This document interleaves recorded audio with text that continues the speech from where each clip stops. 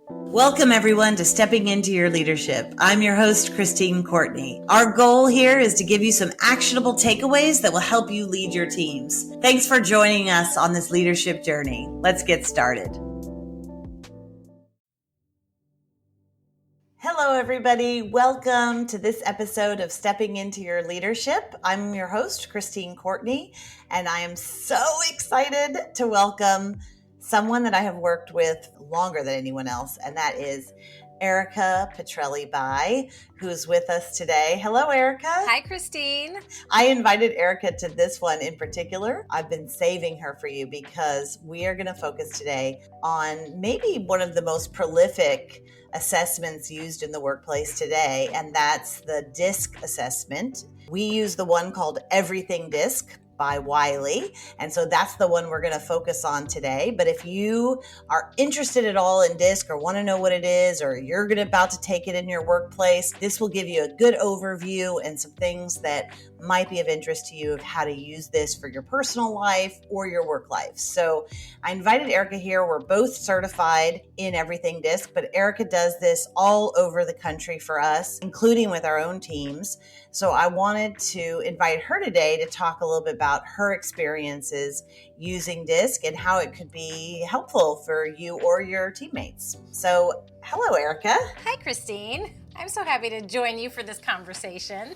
I know, it's fun. Maybe just start off by giving them a brief history of DISC, the DISC assessment, because there's a lot of people out there that are like, what is this? And why do I see this everywhere? Absolutely, because it is fascinating and it's far-reaching in terms of how far back you can really track the history of the DISC profile.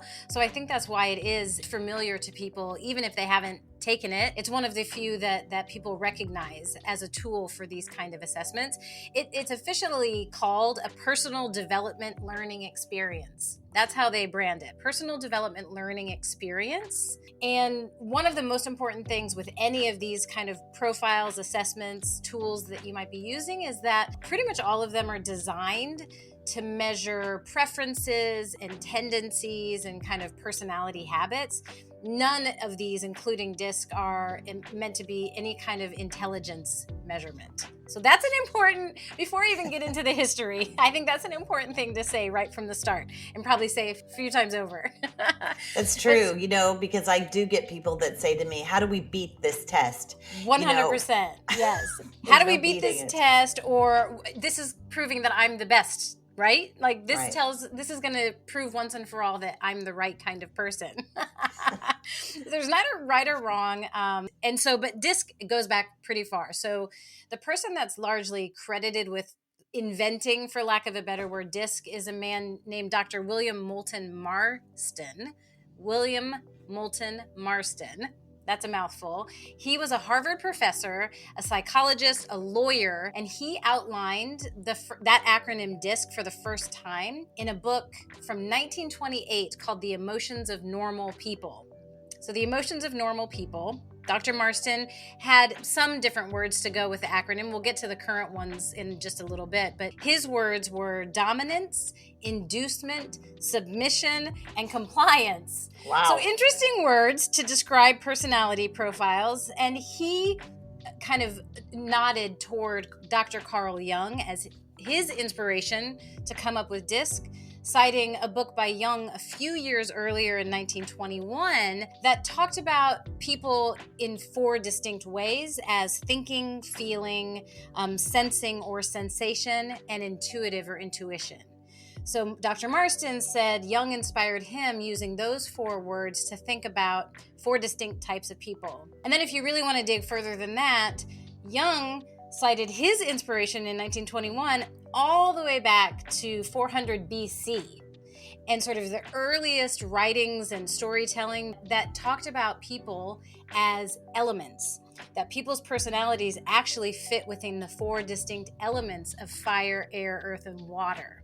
So it's not too much of a stretch to say that the development of DISC goes all the way back to the dawn of man. Wow. And so when you think about the many different personality profiles and assessments on the market, I really think of DISC as the trunk of the tree. And then from there, all of the other assessments kind of have sprung. So you'll see if you are someone that loves these and takes a lot of these, you'll see similarities in them for good reason. So Dr. Marston didn't actually create any kind of assessment tool. He just created the acronym and started this idea that DISC was a good way to think about personality types. So it wasn't actually until 1950s that a psychologist, Dr. Walter Clark, created the first tool that can be linked to DISC. It was called the activity vector analysis. And he used those 4 letters, DISC. And then not until the 1960s did some sort of collection of results from those assessment tools get published in the Journal of Psychology. And then in the 1970s, people started to take it, and then it was off to the races. So really, since the 1970s, the DISC as an assessment tool has been widely used. Like you referenced, a lot of different organizations use DISC. We use one of the most commonly recognized one, which is the Everything DISC profile by Wiley. And they've been putting that instrument and many complementary instruments out since the early 2000s. So that's the nutshell of the many layered history. Thank you, Professor Erika. Well, hey, here's a fun fact about Dr. Marston, who was the, credited as the creator. When we kind of chuckle at the original words he used, for the DISC, one other notable fun fact about Dr. Marston is he's also credited with inventing or creating the character of Wonder Woman. Oh, all right. So there you have it. Well, now I'm bought in for sure. In the sea of assessments that are out there, right? So many of them, we use a lot of them. Why should a company or a person choose DISC for their personality development learning experience? Yes, because the main benefit to choosing DISC is, and all the tools will say this, but they're designed to help you understand yourself better, which is always great, but probably more importantly, designed to help you understand your coworkers better. So what it's going to reveal are, like I said before, sort of tendencies and preferences. So in the workplace, that's really important because it includes what motivates us, what annoys us, when we're most productive, how we like our recognition. Really everything about our work personality can be highlighted or even sometimes brought to light through a profile like DISC. So it helps me understand, this is why I like this, don't like this, why that person drives me crazy, why we're always butting heads. But then it also helps me expand my understanding, which allows me the opportunity to expand my connection with the coworker that I am butting heads with, to say, this is why they prefer communicating this way as opposed to that way, things like that. So really, in the end, taking these kinds of assessments and DISC is very accessible. It's very straightforward. That's why I think it's a great starting line, because it's so straightforward and basic and simple, yet profoundly revealing. That's going to help me and my coworkers, my team, my direct reports, my supervisors. We're going to understand each other better, which means we're going to work together more efficiently, which means as a company, we're going to be more productive, Yes. What I love about that is that most of the time, really you're talking about emotional and social intelligence, right? 100%. And when I'm working with companies, they don't often ask how they can get better at knowing themselves, but they always ask how they can get better at knowing their colleagues. Yes. And because it's a guessing game, right? And certainly the first step of that is knowing yourself better, right? That reflective state. But then the other part that I love when I've seen you do DISC, let's say with our team, is that it opens up the curtain and you can kind of talk about these things that most of the time we're left guessing on. So I might be guessing like, I think she likes it when I publicly recognize her, so therefore I'm going to do that. Or I like that, so therefore she must like that. And what this tends to do, that I'm always amazed at when I see you facilitate it with our staff, is that I learn something inevitably, even though I've worked with these people for, like in your case, over 20 years. Yeah. So it kind of takes off some of that pressure of guessing. Yeah. And the pressure of like going up to them being like, hey, how do you like your recognition? Yeah. Well, what was so interesting about what you said about how, and I found the same to be true, more people are saying, help me understand why that guy over there is such an idiot, as opposed to, let me deepen my self-awareness. There was a recent study on self-awareness that the statistics were so stark in that maybe 85 to 90% of us will self-report that we are very self-aware, but in actuality, only about 20% of us are. So we're actually terribly unaware of our own levels of self-awareness. And wow. Isn't that crazy? I mean, let that sink in for a minute. Most of us are wrong about how self-aware we are, is what that really tells us. And we can criticize about that, but the truth is we like what we like. Our style is what it is. We prefer things the way we prefer them. And so it's a natural human tendency to assume, well, surely that's the right way and that's the way everyone else will too. Right. The golden rule versus the platinum rule, right? Exactly. Do you know that one? It's my favorite. Thank you for bringing that up. We could do a whole separate podcast on that. But that golden rule of, I'm going to do it the way I want, because clearly that's the way everyone wants. The platinum rule says, let me actually stop and pay attention. How would Christine prefer this as opposed to how I would prefer it, right? So DISC is a great way, like you said, even if you think you know someone through and through.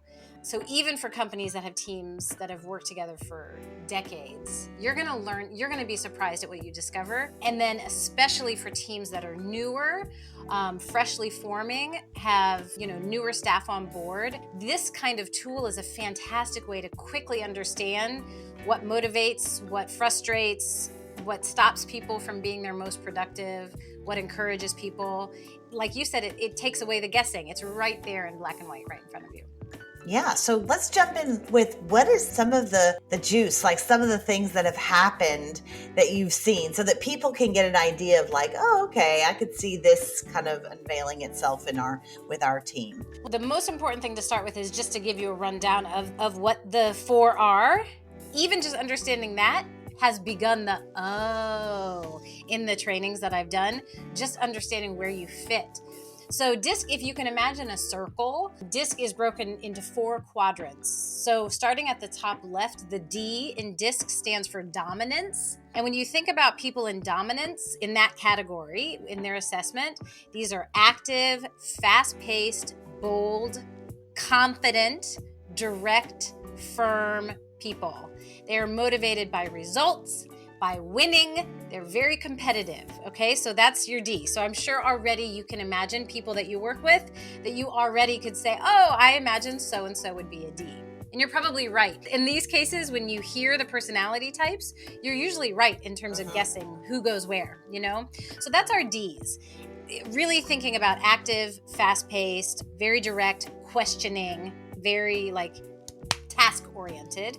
And then if you go over to the top right is the I, which is influence. So influence, people in the influence category are also, like the Ds, very active, very fast-paced. Those are things that they have in common. But instead of being task-oriented, they're people-oriented. So that's a key difference between the Ds and the Is. So similar, they share that active, fast-paced, outward, outgoing, but where the D says, let's just get her done, the Is are, let's talk about your weekend first, right? So Is are very outgoing, very talkative, very spontaneous, optimistic, high-spirited. Those are the people you're going to find in the I category. So those are the 2 in the top of the circle. And then if we kind of follow the circle clockwise down, bottom right quadrant is our S, that's our steadiness. So those are our steady people. So instead of active and fast pace, people in the S quadrant are more thoughtful and slower paced. So thoughtful and slower paced is what happens in our S categories. They're more cautious, but also very social, very accepting, very friendly, even-tempered, calm. Their goal is to create harmony on the team. They're very cooperative. They like things to be steady, Let's not be so spontaneous. Let's keep it steady, no changes, but very patient, loving, kind. Those are your S's. I love how your whole tone changed when you started talking. You were like very calm, very steady. I'm mimicking the types as I go around, right? Yes. And then our final quadrant, which is the bottom left, is our C, which is conscientiousness. Like the S's, they're thoughtful and slower paced. So that's what they share in common. So your top quadrants and your bottom quadrants share kind of pace and kind of action versus thoughtfulness, right? So your bottom quadrant is slower paced and more thoughtful than action oriented. Whereas the S's on the right side share kind of accepting with the S's. The C's on the bottom left side share questioning with the D's. So if you look at the quadrants that way, it's really fascinating as well. So unlike the D's, though, our conscientious people are very reserved, oftentimes private. They're very systematic and precise. They like getting things right. They set very high standards for themselves and others. So it's very analytical, precise, less sort of competitive and kind of bold as the dominant ones on the top, but still very much about, I want to see it, I want to see the results, very systematic. So that alone, like I said, as I was going through them, you probably, as I'm describing some words that are most commonly attributed to those 4 types, are picking out coworkers and ascribing a letter to them. And most likely you're right. So that alone, like you said, let's get into the juice. Just getting the assessment results makes people start to go, oh, okay, I understand. Now I understand. I'm a D. So for me, I and many of us are kind of a combination of 2 letters, right? So I'm an SI, which means I'm a combination of steadiness and influence, which means I'm very people-oriented. I'm very much about team harmony, also very outgoing, kind of optimistic, team cheerleader type. I want to make sure everyone feels okay. I want to hear about your life. I drive D's crazy. They don't care about your weekend. They don't need me to tell in color-coded bullets what the task is, right? They don't need me to make sure they're okay along the way. They want to know the task, do the task, get the task done, fast-paced. So when we start to look at ourselves in contrast to people on different parts of the circle, we start to understand why we are kind of miscommunicating or where we're missing the mark in terms of, I'm not connecting with this person and I'm not sure why. Sometimes it's as simple as that. The style is just different. It's not one right, one wrong, but it's so different. And when we start to understand that, especially if we're in a supervisory position, if I start to understand that on my team, I can start to lean into this person is fueled by A or B, and let me try to manage my leadership style towards that preference to see better results, Yeah, I can see that. I was going, if you at home were maybe doing the same thing I was, is that definitely going through like my entire executive team that reports to me and seeing exactly that they're in all the different quadrants, different people, but so strong, some of them, right, in those quadrants. So that was interesting. I'm an I, just I. I only got 1 letter.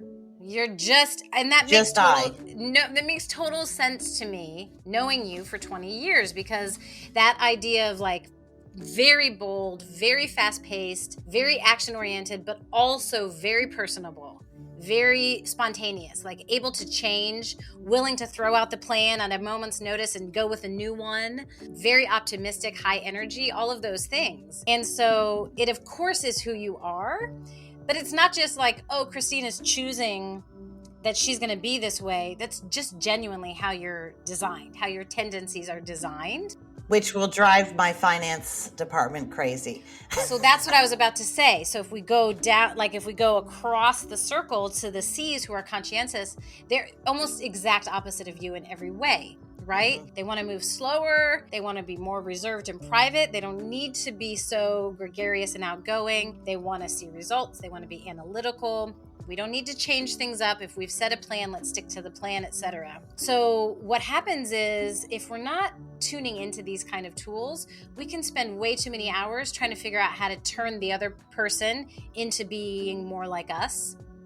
And it's just futile effort. It's wasted effort because ultimately we can kind of force ourselves into behaviors and tendencies that aren't natural to us because our supervisor tells us to, but we're going to be miserable. And we're not going to be as productive, honestly. So instead of spending all these wasted hours trying to make you more like me, I should be spending those hours understanding you better and helping you understand me better and finding ways to meet halfway. Yes. That's the productive workplace, you know? I've learned this by now, but I still fall into this trap, is that I want to get a sense of, you even hear it in my words, a sense of where we are on our numbers, right, for the year. If I go to my director of finance, he hates that question, which to me is like, how are we doing? Like, we're going to, we're on track. And he's like, what? And he's like, I feel like you're giving me a pop quiz. And I'm like, nope, not a pop quiz. Just ballpark it for me. Like, how are we doing? Ballpark. And that question alone of ballparking numbers stresses him out to no avail. And so finally I have learned, although sometimes I have to be reminded, is I'll have to give him a few days notice and I'll say, hey, I'm interested in coming up with like a number of where we stand right now. Can you give that to me by the end of the week? It doesn't have to be precise. And I have to be that clear. Otherwise, he wants it to be exactly precise. Which takes forever in my mind. As in a your mind, person. In your mind, right. So that's that example of like a person in that C quadrant, they're going to love a SMART goal, right? Because you make something specific and measurable and timely. They're going to love everything about that. A plus B equals C, and I can see it on a spreadsheet. Versus someone in the I quadrant, and even me, is kind of I'm right on that line between S and I. Let's just ballpark it, like you said. Let's just see broad strokes. Oh, what's going on today? And that's perfectly okay, to live in that kind of ambiguity or more generalization. It's less precise, and we love to swim in that ocean, right? But someone in the C quadrant, that's going to drive them crazy. Someone in the D quadrant, it won't drive them crazy as much, but what's going to be most important is like, what's the target?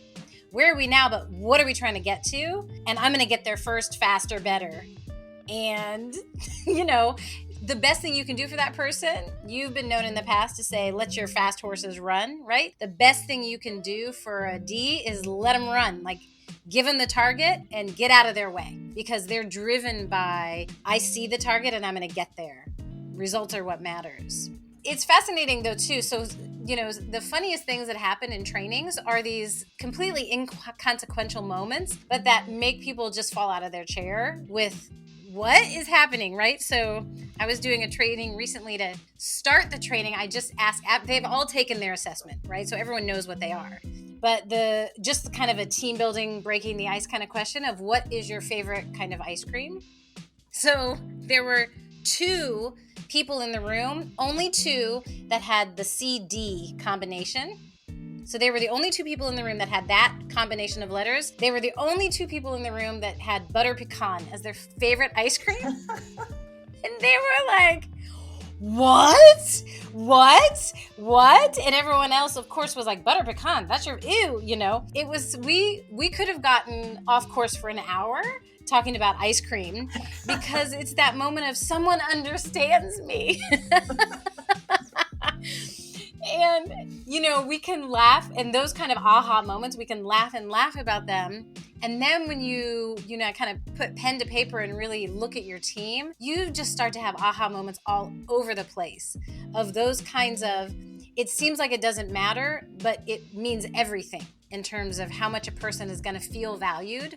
Are they going to feel like they're getting the work done to the standard that they have for themselves, and everything in between, Yeah. I also just want to make sure that I point out, because you mentioned the report, yes, that once you take the Everything Disc assessment, a report is automatically generated for you that you get. And it's hefty. Like, you get everything. So even if, when you come to the training, and some people who do the training don't give you the report till afterwards. There's lots of different, we usually send it to you ahead of time for those of you who want to be prepared for the training. Probably some of those C level, those conscientious folks like to have the information, don't want to be sprung upon them in a spontaneous way. We send it to them. Most of those I's, like myself, don't read it till afterwards, yes, right?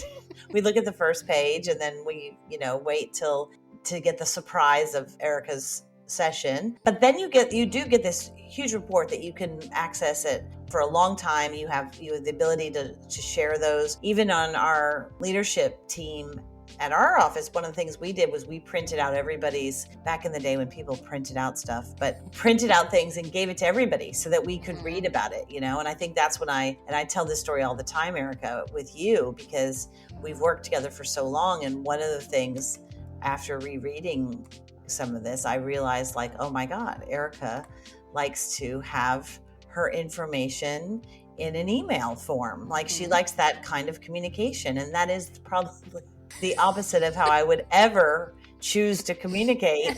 I like to use my speak as a way of thinking. I don't think first and then speak. I'm speaking, and that's how I think of things. And so I really learned that in that moment. And even though I'm still not great at it, I admit, but I do try to think like, okay, can I give her a gift this week of sending her anything in writing ahead of time? And I'm not always go through with it, but I at least have that understanding that is your preference. And I know that that's how you'll send me stuff, right? Yeah. And I do read it and I'll take it in, and it gives me a sense of like where your mind is at in a way that you don't usually share as much when we're one-on-one in a room. Like you're share, but maybe there's some thoughts that you haven't put together yet that you'll send me in an email. So I appreciate it. So that was one of those things, as an example, even just between you and I, that I learned through doing this process, and I could say different versions of that for everybody on our team, Yeah, absolutely. Well, and it is important to, like you said, to kind of run through the typical process for this, which I think is incredibly valuable, is step one is taking the assessment. And usually that's where you'll get a lot of resistance because, another test or another thing I have to do. It really does not take too long. It's the kind of assessment, if you've ever taken any, that you've come to expect. It asks you, would you rather this or that? Do you like this versus that? In this situation, would you do this or that? And then it'll ask you the same version of that question in different forms. And from that, like you said, a personalized report is generated that tells you this is what your letter or letters are. Like you said, some of us are just one letter. You're straight I through and through. Some of us are skirting the edge of a few, so it really goes into, this is where you fell, and let us tell you about yourself. And it gives you this beautiful story of yourself, which that also is a fun conversation piece, which is, what do you think of the story this profile report told of you? Do you agree with it? Do you disagree with it? Would you make some amendments to it? And by and large, I find that most people go, oh my gosh, yes, I agree with it. And what they'll tell you is that certain huge life events or environmental factors or massive shifts in your life may change where you fall. Like if you took it 10 years ago versus today, if there has been significant shakeup in your life, in your work environment, then you may change. But by and large, if you took it 10 years ago, today, and 10 years from now, you're going to be in the same quadrant, because we are who we are. So let's go back to 400 BC, earth, air, wind, and fire. Like, who we are is who we are. And so that personalized profile, like you said, is really thick, and it tells you a beautiful story of who you are, kind of where your priorities and work oftentimes shift. And then, as you started to touch on, it says, here's a guide on how to work with the other people, so that we get past, well, how do we get them to work like I do? Right. Instead, it says, if you're an I, here's some tips on working with a D and an S and a C, so that you really do start to use that platinum rule and say, let me really try to understand Christine better. Let me see what she might prefer today. Maybe I'll try communicating this way instead of that way. Maybe I'm going to handle our conflict this way instead of that way, even if it's causing me to step outside of comfort. Yeah, one of the other assessments that we use sometimes with organizations, and we talk about it in one of our other podcasts, is social styles and versatility. And it's very similar, 4 quadrants, not a circle, but a boxes, right? But it has a versatility measure. And I think that what you're getting to is like, how versatile can you be with shifting along that disc? There's something nice about the circle in disc, right? Because We sometimes think of quadrants as those upper quadrants being better or more powerful when that's not true. But there's something nice about a disc because it turns and there's no kind of hierarchy in that. But yeah, I love the idea of that versatility score and how that part of that social and emotional intelligence is getting better as a leader, as a colleague, at shifting just my way or the highway. I don't lose myself, but how do I adjust and maybe get better results out of people, results out of our team? Because that's the point, is everybody's looking for a way and a road in to get something. And what I love about this, when I've seen you do this with all different organizations, is there's a shift in things because there's so much humor and love in the room. So in other words, you could be at home going, well, why don't I just take the assessment and get the report, and we all get the report and we do what it says. But that isn't as effective, right? As when we see what happens in the room when you pull back the curtain and these things are talked about in a really like non-judgmental way. Yes, you hit exactly on it. The critically important third step in this process is the training. So step 1 is taking the assessment. Step 2 is receiving and absorbing your personalized profile. And then step 3 is the training with your team for exactly the point that you just described, is that there's always so much laughter in that day. And this sort of like levity of, I can kind of make fun of myself and you in a safe way because we're creating a persona, the D persona, that's somehow separate from me in this way. So I can kind of poke fun at that D persona without feeling like I'm being personally attacked during the training. And also at the same time, understand so much more about how my coworkers tick. Oftentimes we'll do something called a day in the life during the training, where the Ds will all get together and the Is and the S's and the C's. So everyone of a like style will get together and kind of map out a day in the life of the work in terms of if they had their ideal day, if it wasn't bombarded by other outside factors. And that is so telling and funny. I was doing a training last month where one of the Ds afterward cracked up because they were like, our day in the life was like, I'm going to get on the phone calls and do these tasks and get this inbox done, and I'm going to do this and this is going to get done, and action me. And they were like, and then the S's came along and they were all like, I'm stopping at the coffee machine and talking to my coworker. I'm checking in on this person's, sick uncle. I'm making sure the team, the meeting room is set up nicely. And they were laughing, not at them, but in the difference in approach to the day was so eye-opening. I mean, I know I've said that word so many times, but it's so eye-opening in terms of, wow, we're just programmed differently. And how beautiful to just be able to speak about it very directly. So in the training, because it's kind of an artificial laboratory, we can speak very directly about our type without feeling singled out, without feeling like we're wrong. And the thing that, for me as the trainer, the most important message to keep repeating throughout the day is that there is not one right or wrong. And in fact, the most effective thriving teams, as any of these assessments will tell you, the most effective thriving teams need all 4. So if you're in a team and you find that you're filled with all Ds, you're going to find a lot of missing pieces to your productivity and a lot of frustrations in terms of how you drive a task from start to completion, versus a task that's all C's, for example, a team that's all C's. So that really, when we look at a healthy, thriving team, we need to have representation from all 4 quadrants.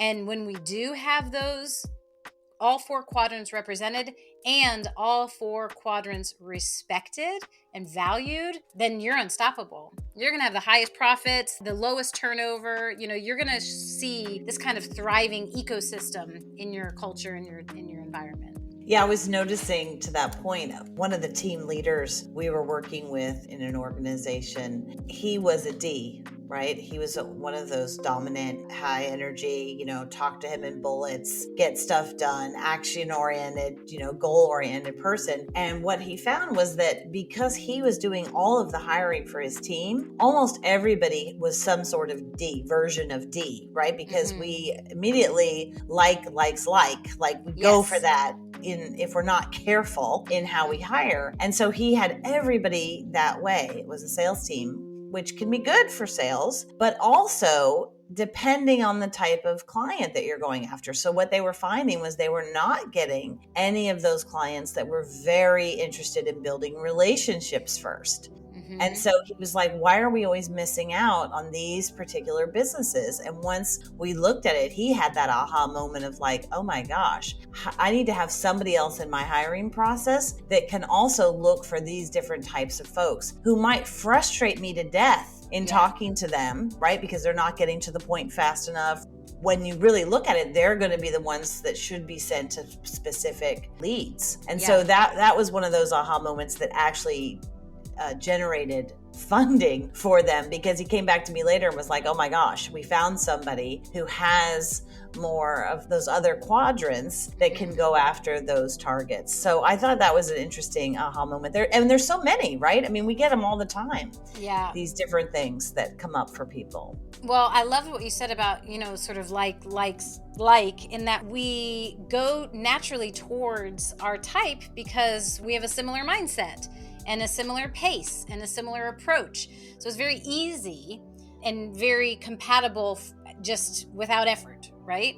But that doesn't mean that's the correct way to assemble your team. And so just like you'll hear experts and read articles that talk about, if just for ourselves, to whack our own way of thinking, because this is true regardless of outside elements. I think the way I think and I feel the way I feel. And if I want to disrupt my own thinking or expand my own thinking, I have to intentionally pursue outside industries. So they'll say, if you're in a business industry, go get some magazines from an art or architecture or something that's totally outside of your normal way of thinking and pursuing work. The reason they recommend that is to sort of whack your traditional way of thinking so that you expand your thought process.